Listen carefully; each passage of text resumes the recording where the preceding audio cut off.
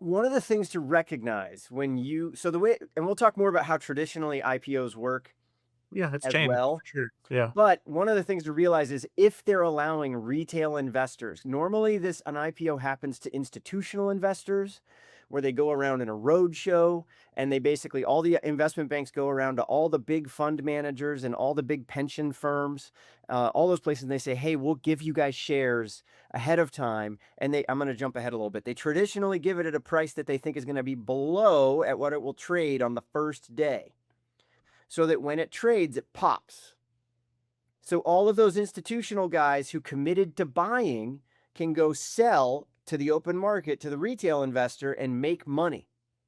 It's the mechanics of how it's designed. In this instance, they're trying to get 30% participation by retail investors. That is not normal.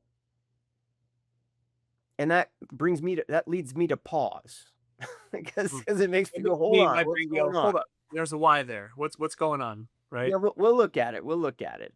Yeah. But so I think where we go from there is like that's why they typically do this, right?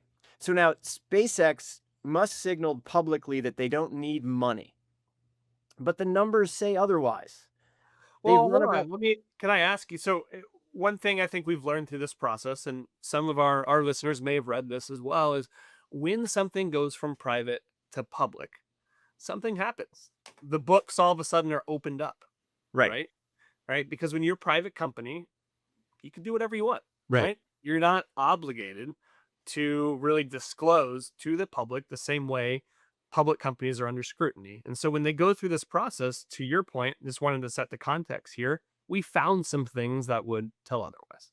Yeah. So like they have to disclose how they're what they're actually doing, what their free cash flow is doing. Free cash flow basically means money comes in, money comes out, with some basically looking at to remove some manipulation that occurs on a balance sheet. Because just to be super geeky for a second, we run a cash what you would think of as like just uh, a cash basis system for like at home. We have a checkbook. We don't actually have checkbooks anymore, but on your statement of banking, you either get money in or money goes out.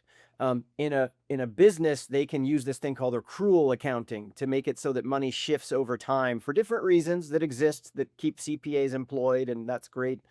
They make sense.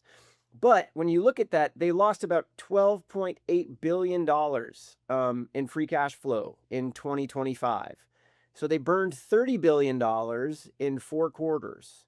And the XAI section alone spent $7.7 billion in Q1 of 2026 with an operating loss of $2.5 billion.